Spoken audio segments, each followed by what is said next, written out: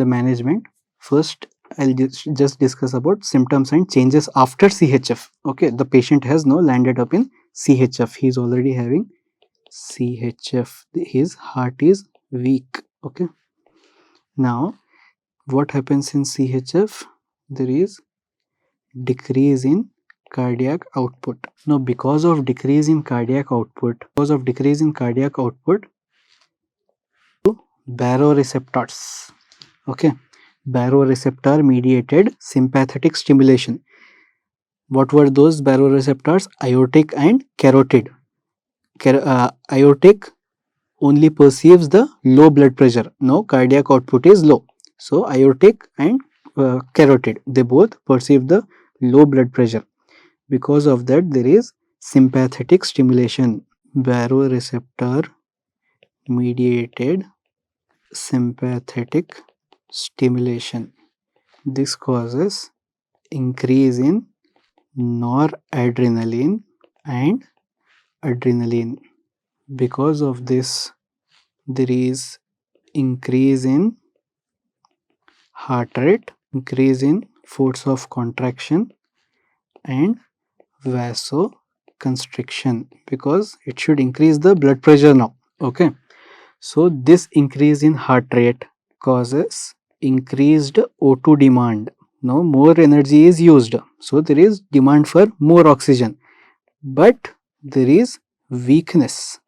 So, when the demand of O2 is more but supply of O2 is less, then there is increased weakness of heart. Then there is worsening of CHF.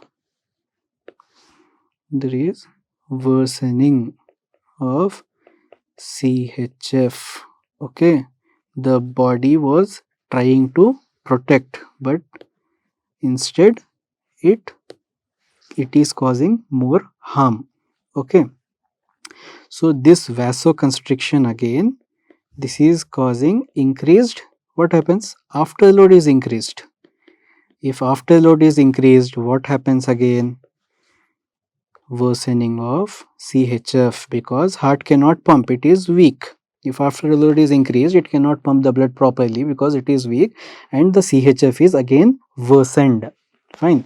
So, another mechanism here. So, because of decreased cardiac output. Another system what we have read in blood pressure regulatory mechanism. Another thing is RAS. Okay, renin angiotensin aldosterone system. It causes three effects again. One, it causes edema.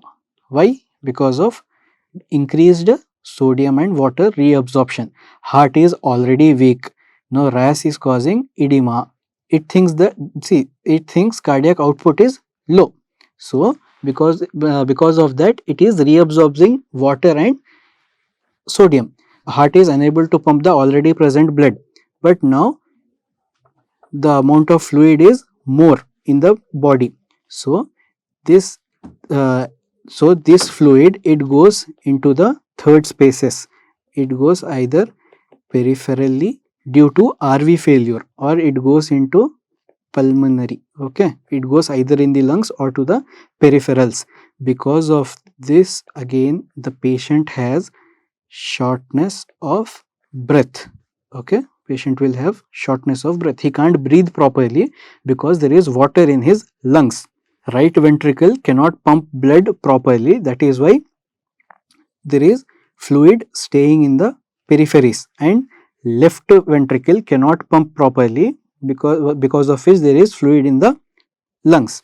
It causes shortness of breath. Second thing, this RAS system, it will also cause vasoconstriction. So, this vasoconstriction increases afterload. If afterload is increased, again what will happen? Worsening of CHF. The last thing what the RAS does is CVS remodeling due to cardiovascular hypertrophy. So, these are all the effects seen, and one of the direct effects here what we see is CHF, it directly causes decrease in force of contraction.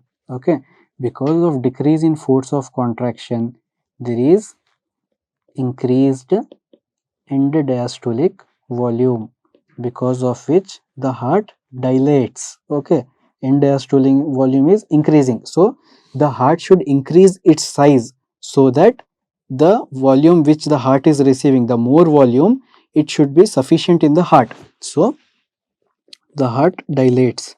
That will lead to dilated cardiomyopathy, which leads to hypertrophy. Okay, so if you read this flow chart, you will understand what are the complications. When body is trying to solve the problem, it is worsening it actually.